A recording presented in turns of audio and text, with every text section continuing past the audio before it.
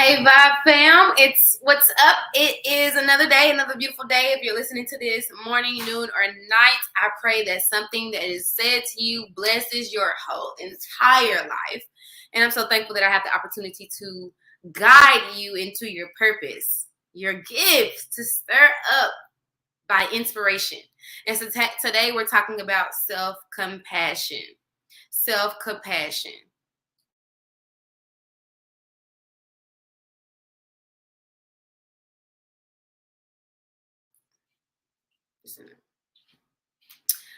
My brother's gonna bring me my book because I left my book in my room. So he's gonna bring me my book that I wrote.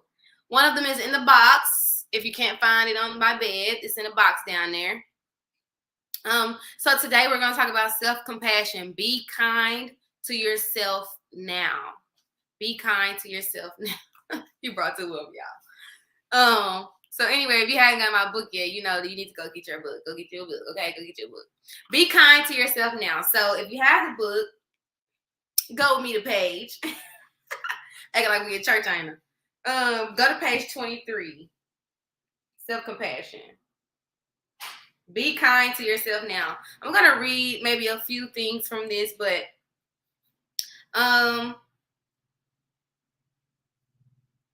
here you go. Here goes something. It says, when you are compassionate with yourself, you trust in your soul, which you let guide your life. Your soul knows the geography of your destiny better than you do.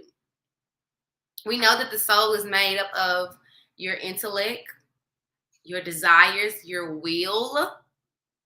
Okay, it's made up of those things. It's made up of your personality. It's who you are, right? It's who you are. So when we talk about self-compassion, be kind to yourself now. I think a lot of the reason why we have crazy friendships, unhealthy relationships with our boss, our coworkers, our friends, our family, is because we have not learned to be self-compassionate. We have not learned how to be kind to ourselves. So today, my biggest charge to you, my biggest challenge for you today is to learn how to be kind to yourself now. Which means you speak softer to yourself. You talk to yourself kindly. You don't be mean to yourself. A lot of the times we judge ourselves so harshly because we are the person that's living with us all the time. We know everything about us, ups, downs, twists and rounds, failures, successes. We know everything about us. And sometimes we judge ourselves so harshly when we go after something that we can't sometimes build from that. And so today, I really want to help you learn how to be self-compassionate. Self-compassion, number one, like I said, it comes through how you talk to yourself. There is so much power in the tongue, y'all. The other day, we talked about how to unlock blessings. And one of those things was the tongue. If you're a person who deals with depression, anxiety, worry, stress, you have to understand that there is a level of compassion that you need, right? There's a level of compassion that you need. So how do you step into compassion? Well, I think the first thing you need to do is take a step back within yourself and question what you say to yourself. Excuse me. Monitor what you say to yourself. What is your actual mind language?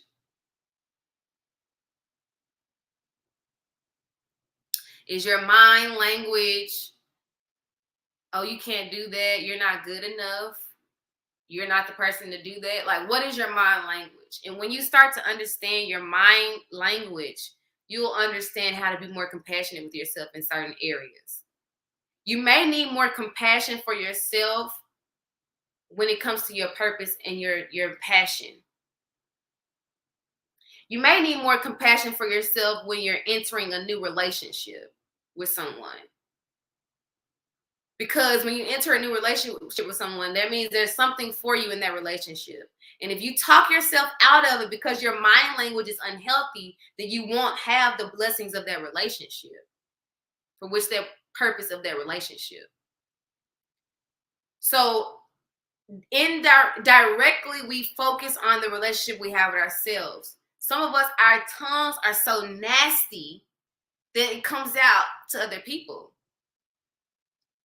And we wonder why people don't like us, don't want to be around us, don't want to be our friends. And this is for me too. Like, it's something that we all have to evolve in.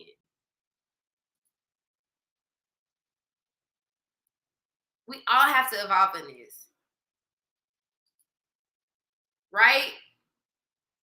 So when you get this book, it's gonna give you action steps on how to be more mindful in the compassion that you have with yourself. This is where you can get this book. Order your book right now so that you can learn about self-compassion on page 23. But some of us, our mouths are so nasty that it translates into our minds. And now the way we think about ourselves, it comes out to other people. See, the problem is you don't think that what you're saying affects you as well. But it does. And that has been the biggest aha moment when I wrote my book. I learned that what I'm saying about other people is directly related to what I say about myself. If I gave you a mic, if I gave you a platform, and I told you to speak what you speak to yourself about yourself in certain situations, I bet you wouldn't want the mic. And sometimes we can wear a mask. We can be more kind to other people than we are to ourselves. So in order for you to have a healthy relationship across the board with your children, with your boss, with your supervisor, with your manager, with your neighbor, with your daughter, with your son, with your aunt, with your cousin, you have to learn to tame your tongue, which will help you learn to tame this. This can either empower you or disempower you. You choose to be empowered or be disempowered. It's your choice. But you need to be kind to yourself now. Now is not the time to be harsh. Now is not the time to have contradictory words about who you are. Now is the time to empower yourself about who you are. You know you're skilled. You know you're gifted. You know you're talented. You know you're connected. You know you're lovable. You know you're worthy. But you continue to rehearse words that put you in a curse rather than a blessing. And I'm here to tell you today to break it. Monitor your thoughts. Monitor what you say to yourself. And pay close attention to what you say to other people. Because from the heart reaches the heart. What you say is something that you really deeply feel. It comes from the soul. The soul will not lie when it's speaking from the heart. Your heart, your soul is your mind, your will, your intellect. Yes. See, and a lot of people don't understand the difference between the soul and the body. My soul is inside my body. And so I have to speak, I have to nourish my soul. My soul has to be nourished with compassionate words. So share this with 7 people. Share this live, tag 7 people who need to hear something about being kind to themselves now. And if you believe that this word, this teaching, this lesson, this thought compelled you to be a better person toward yourself, I want you to sow a seed for self-compassion. I want you to sow a seed for self-compassion. Whether you purchase a book, hit me in my DMs, purchase a book, or you just cash at me. Cash at me $11. $11. To sow a seed into self-compassion so that you can start to build a better relationship with yourself. And it's going to transform every relationship thereafter. But you have to have the faith and the discipline and the wherewithal to know that there needs to be a change.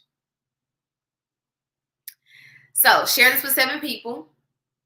Tell them, girl, man, you need to be more compassionate with yourself. And she is going to teach you how to do that. All right, y'all? Peace, love, and light. We are healthy, wealthy, and wise. And always remember to be inspired. Vibe out. Peace. You've just tuned into Vision and Vibes, a weekly podcast brought to you by Inspired Bosses. For more books, speaking engagements, or workshops, visit inspirebosses.com.